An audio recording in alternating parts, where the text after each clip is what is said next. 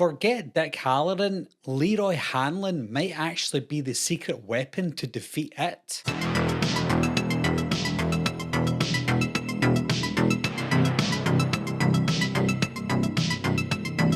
Hi guys, my name's Barry and welcome back to the channel. Today we're going to be looking into episode 3 of season 1 of It, Welcome to Derry. And I feel like this one is a bit more action packed than the last two. I think the first two episodes were just kind of ground building everything up for us, like the characters, etc. Whereas this one, we already know the characters now. Now we need to try and build upon that story. This one takes us back to 1908 with a young Francis who is the future General Shaw. And we also have a young Rose who owns obviously the second-hand store, Second-Hand Rose. They two meet each other in the summer of 1908 because of an event taking place in 1908 when young Francis comes face to face with it. Young Rose uses the slingshot against it to stop him, not to defeat him, but to stop him so that Rose and Francis could get away. And we obviously see this slingshot again in the movies. Before you say it, because I know you're going to say it, the CGI in this episode is not great. At times it's okay when you see the old man in the dark, etc. But when he's out and about in the woods, the CGI is terrible. It's probably worse than the CGI in It Chapter 1 and It Chapter 2. I don't know how they can't get the CGI right. I know that the TV show probably cost less than the movies, so I think we can forgive them for having bad CGI.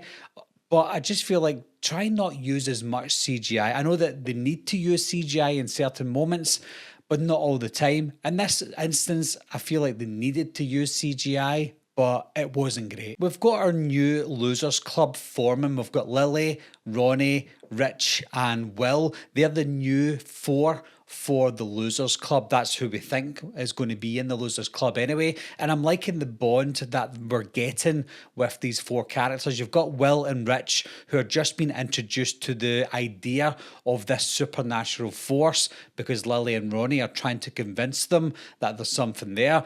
Rich doesn't really take it seriously, but Will, although he doesn't take it seriously, he tells Ronnie that he believes that she believes that she can see these things. And that is good enough for him until they all witness it at the end of the episode. And finally, and probably the most important part of the episode, is getting more into Dick Hallorann and Leroy Hanlon. Dick is invited over for dinner at Leroy's house with his wife, and they get into a discussion where it's telling us, the audience, where this season is potentially going. Because at first we thought Dick Hallorann is the key. Dick Hallorann is the weapon against it. And that's what I thought it was going to be. But it turns out that he's not the weapon. Leroy is that weapon. Now, Leroy had an accident in the war that caused some trauma in his brain. And Dick Hallorann saw this straight away. And this is why Shaw wants Leroy, because Leroy has no fear. There's nothing inside of him that gets scared. There was a moment in the first episode when Dick and some of the soldiers were trying to scare or take something from Leroy or get information from him, and Dick was in his mind. He was like, this guy has no fear. And that's what's missing in his brain. It's not like he chooses not to be scared. He just has an inability to get scared, and that could be from his brain injury. But they decide to use that because what does Pennywise, what does it use the most against people? Their fear. And what can't he use against Leroy? His fear. He is not scared. Now, that doesn't mean that Leroy can't die against it, but if you put someone up against it to try and get what you want from it to use as a weapon, then send in someone who has no fear, and that's Leroy. Although the most interesting part of this episode was with Leroy and that revelation that he could be the weapon against it, there was something about the episode that took me back to the movies, something that I forgot, which is quite ironic because of what I'm about to tell you, and that is when Shaw goes back to the second-hand store to speak to Rose. He looks like he genuinely forgot who she was. And he did say that to her. He's like, I forgot everything. And it's something that I completely forgot about in the movies, that when you leave Derry, you forget about the events of Derry, especially if you're an adult. You leave the town, the further away you go, and for as long as you're away, you forget everything that happens in Derry. Rose knows that because she doesn't forget anything because she never left. But Shaw did forget. Of course, Shaw knows a lot about it because that's what he's investigating. But you can see it in his face when he goes into that store. He genuinely forgot all about Rose. He probably knew who she was, but when he went into the store, all those memories came flooding back. The memories that we saw from 1908. I think it's quite poetic because it feels like this broken love story between Rose and Shaw. I don't know how to take Shaw at the moment because at first I thought he might be a bad guy, and then he seemed genuine. He wanted to help Leroy, but obviously he wants to help Leroy because Leroy has something or an ability that Shaw can use against it, and that doesn't make Shaw a bad guy. It just means that he's trying to get what he wants, and he'll do whatever he can and needs to get what he needs.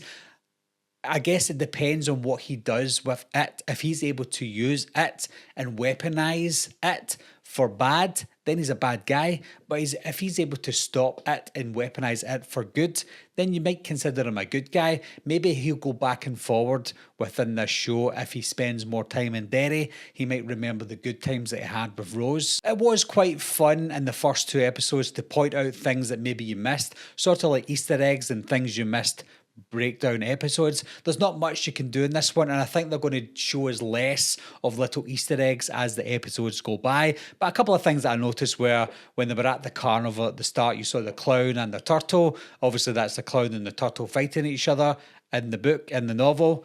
Other things was maybe the bikes that the kids had in the new Losers Club. One of the bikes were kind of similar to High Silver Away, so like the bike that they used in the movies. So that's the only kind of things that I noticed. There might be other things that I didn't notice, and I feel like I'm noticing less because the story is getting more interesting. So no longer am I looking in the background for things that, oh, that might be an Easter egg, that might be an Easter egg, because the story is now so intriguing that I'm just focused on the story now. They also mentioned Shawshank, as in Shawshank Prison, Shawshank Redemption, but I think we're going to see more of that as the episodes go by. I think so far what I've noticed is there has been 2 significant scenes in each episode where Pennywise or it almost reveals itself near the start of the episode where we get that big fright, and then nearer the end of the episode, like in this one you've got the cemetery scene with the kids, the Losers Club. So I think that's how they're structuring it just now, possibly until Pennywise is fully formed as a clown.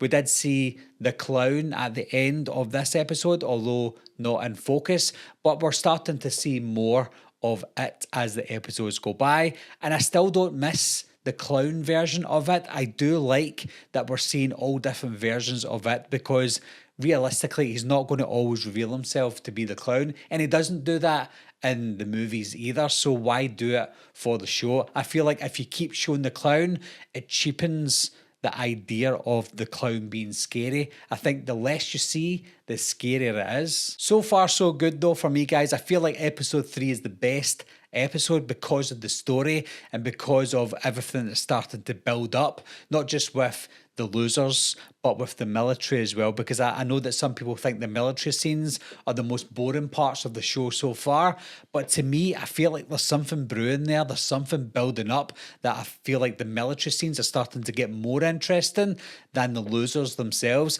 I couldn't really tell you which parts I love the best just now, but I just feel like although nothing major happens in episode 3, I just feel like it's the best episode because it feels like something is building up here. What are your thoughts so far, guys? Not just of this episode, but of Welcome to Derry. Do you think it's matching up to the movies? Do you think it's better than the movies? And what are your thoughts, most importantly, of Leroy being the ultimate weapon rather than Dick Hallorann? As always, leave your thoughts and opinions down below. Let me know what you think, and I'll talk to you soon. I'll be right back.